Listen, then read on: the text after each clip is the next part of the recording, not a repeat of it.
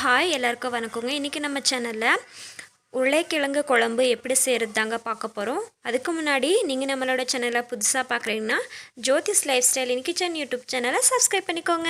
கிழங்கு குழம்பு செய்ய தேவையான இன்க்ரீடியன்ஸ் பார்க்கலாங்க. நான் இன்றைக்கி 4 பச்சை மிளகா, ஒரு சிறிதளவு இஞ்சி, ஒரு 5லேருந்து 10 வெள்ளை வெங்காயம் விழுது, கொத்தமல்லி தழை, கூடவே 2 மீடியம் சைஸ் தக்காளி, 2 மீடியம் சைஸ் அளவு வெங்காயம், கூடவே குழம்பு தாளிக்கிறதுக்காக கருவேப்பிலை, 2 வரமிளகா, வெள்ளை வெங்காயம் விழுது நல்லா தட்டி எடுத்துருக்கோங்க. கூடவே கடுகு 1/4 டேபிள் ஸ்பூன், 1/2 டேபிள் ஸ்பூன் அளவு ஜீரகம், தேவையான அளவு உப்பு, கூடவே 2 உருளைக்கிழங்கு நல்லா வேக வச்சு ஸ்லைசஸாக எடுத்துருக்கேங்க. கூடவே 3 டேபிள் ஸ்பூன் அளவு எண்ணெய், 1/4 டேபிள் ஸ்பூன் அளவு மஞ்சள் பொடி. வாங்க நம்ம உருளைக்கிழங்கு குழம்பு எப்படி செய்கிறதுன்னு பார்க்கலாம். இப்போ நான் ப்ரெஷர் குக்கர் எடுத்துக்கிறேங்க. ப்ரெஷர் குக்கரில் நம்ம ஸ்லைஸாக கட் பண்ணி வச்சுருக்க வெங்காயம், தக்காளி, பச்சை மிளகா, இஞ்சி, வெள்ளை வெங்காயம் விழுது, கூடவே மஞ்சள் பொடி, தேவையான உப்பு, கூடவே தண்ணி சேர்த்துட்டு ஒரு 2 விசில் விட்டுக்கிறேங்க.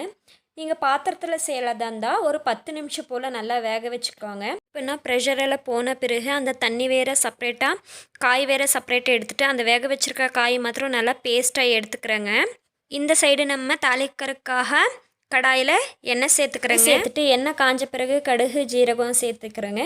கடுகு ஜீரகம் எல்லாம் பொரிஞ்ச பிறகு கொஞ்சமாக வெங்காயம் சேர்த்துட்டு அதுவும் நல்லா பொன்னிறம் ஆகிற வரைக்கும் நல்லா வதக்கிக்கிறேங்க.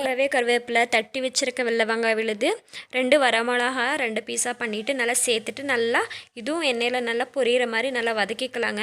இப்போ நம்ம வடித்து வச்சுருக்க அந்த மிக்சரோட தண்ணியை சேர்த்துக்கலாங்க.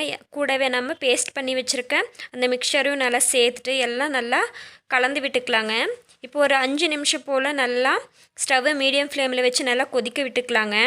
பாருங்கள், இப்போ 5 நிமிஷம் போல் ஆயிருக்கு. நல்லா சாம்பாரெல்லாம் கெட்டி பதத்துக்கு வந்திருக்கு.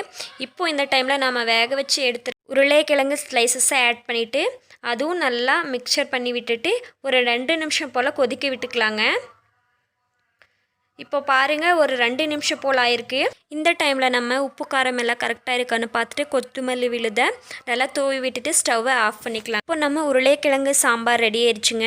இந்த உருளைக்கிழங்கு சாம்பார் இட்லியோட, தோசையோட, ரைஸோடு சாப்பிட்டாலும் ரொம்ப சூப்பராக இருக்குங்க. எங்கள் வீட்லேயும் ரொம்ப டேஸ்ட்டாக சூப்பராக இருந்தது. நீங்களும் உங்கள் வீட்டில் ஒரு டைம் ட்ரை பண்ணி பார்த்துட்டு ரிவ்யூவை கமெண்ட் பாக்ஸில் தெரிய வைங்க. கூடவே லைக் பண்ணுங்கள், கமெண்ட் பண்ணுங்கள், ஷேர் பண்ணுங்கள். மறக்காமல் ஜோதிஸ் லைஃப் ஸ்டைல் இன் கிச்சன் யூடியூப் சேனலை சப்ஸ்கிரைப் பண்ணிக்கோங்க. தேங்க்ஸ் ஃபார் வாட்சிங்.